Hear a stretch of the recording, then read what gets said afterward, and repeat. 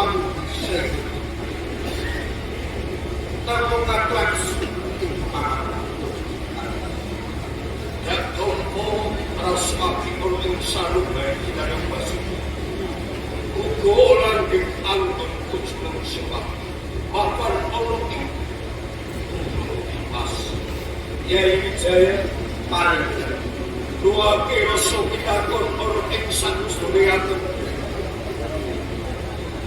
Koyo tiling siram bergelap ing mongso itu. Kaget orang ing sanus duriatun. Silo karo enggak orang ing gunung kipas.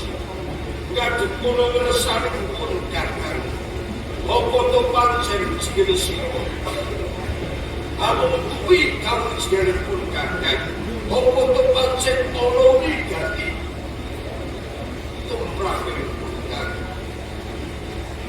Tambah semua bercak. Sampai puluhan pangakutan kali. Tidak lowar pas. Boten kau suka menenangku.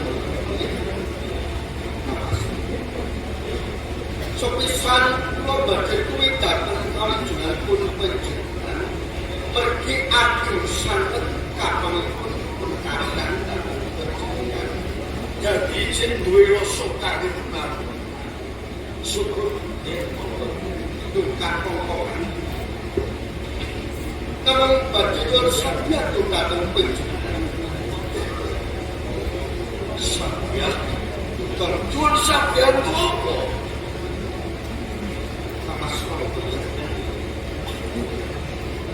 Tadi sakit kaulingan ikut kali sakit terwokot yang jaya pun tergalai paman jayakan Babilongan itu sudah potri gunung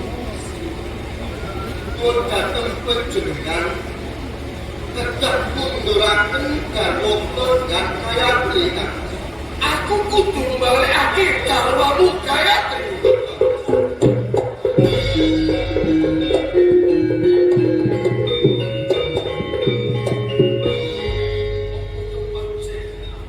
Kabeh wis kepetut, wis keperak-perak lagi. Wijaya nanti dalam sabyantu lawan Ronggo Janur kang supaya balekake si garwamu Gayatri Mas Ronggo Janur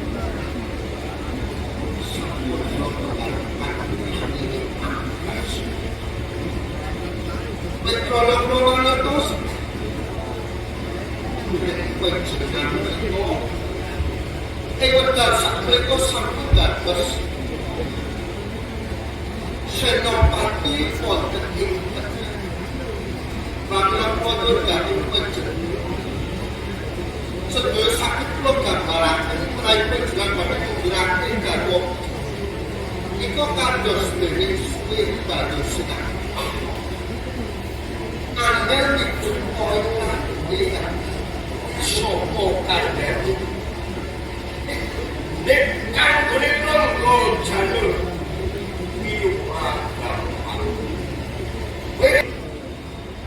Prabu Jaya apa? Jadi baru sakit dan boleh sokong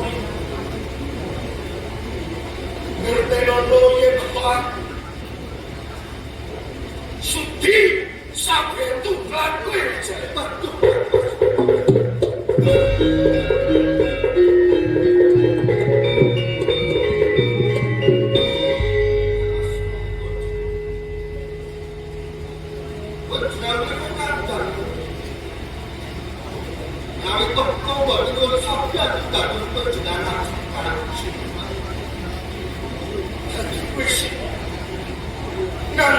betul Ronggo Janur kuwi sikadang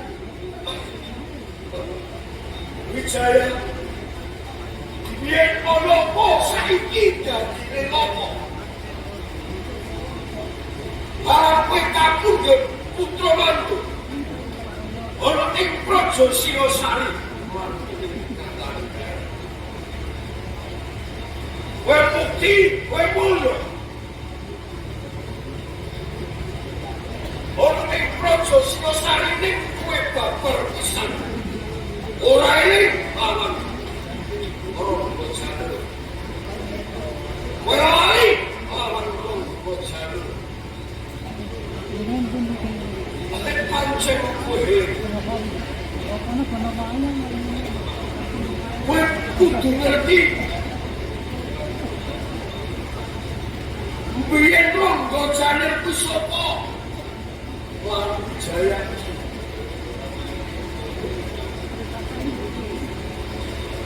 biyen kuwi Rangga Janer lan Wijaya lagi belum brutal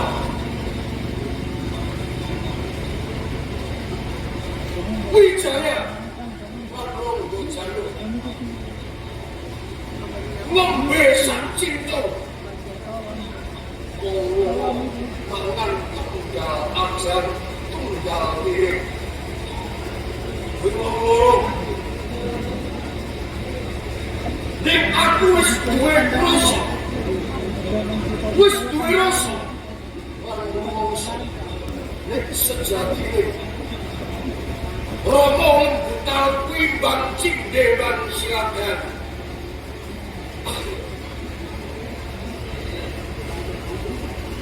Mas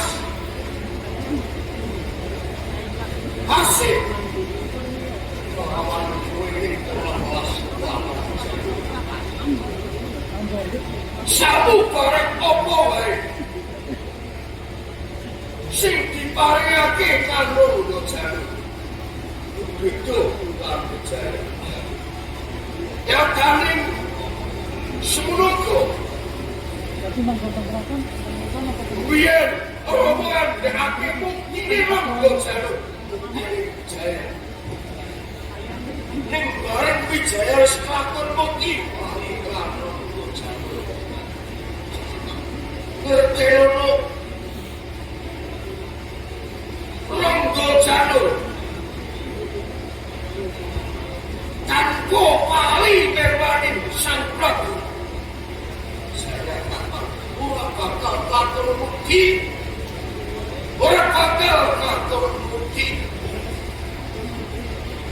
saben-saben aku belok karo Kertanegara ana ning Singosari apa karo berani ora midak rasane Rangga Janer kalau tidak orang dianggap apa barang saya bisa diwiri tahu ke lawan Jaya Kata saya penjaluk balingin Gayatri oporan bakal sorok nyawaku lawan Prabu Jaya Kata prosok Wijaya aku sedih sampai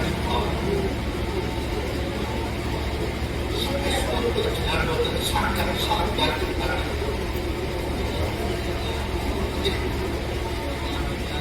emas rambut boten nopo nawi panjenengan boten kersa sampeyan menawi mikas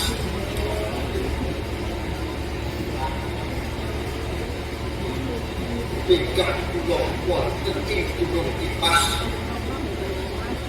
dinanti cetung pertunuhun kadung ini wonten ing kabar mergi penjenengan boten saged eling yen eling lamun tok besok ana laskar Singosari tak perang ing gunung Kipas ampun tok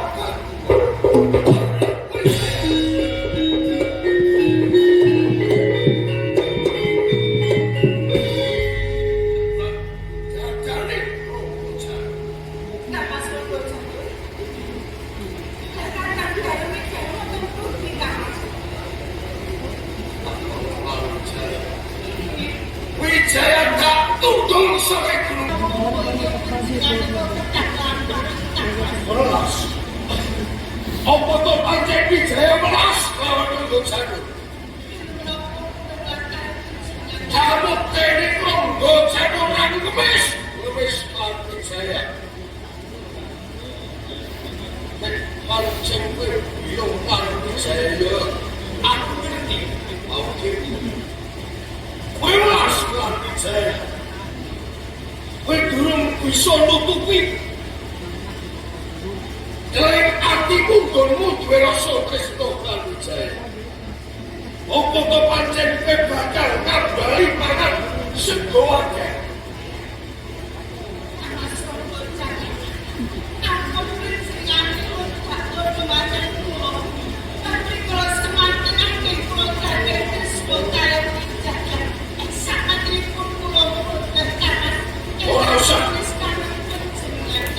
Ora usah kok tutupi, ora usah kowe kuwi.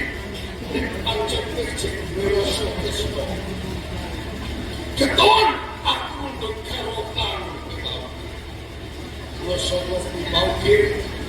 Tinimbang kowe bela kan Wijaya, abot kan Wijaya. Lilo kan Anggojanu minggatos.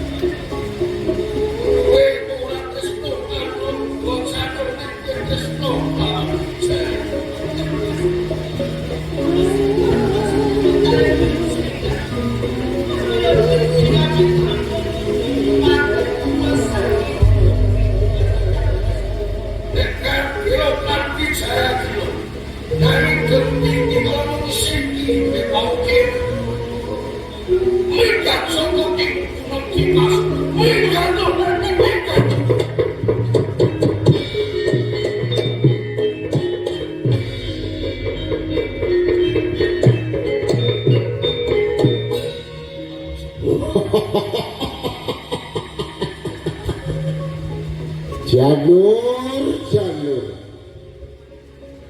mripatmu wis ketutupan pangkat lan derajat. Lali lawan sekadangmu lan garwamu, Janur. Sopo Wijaya tak ngibaratake godhong suruh.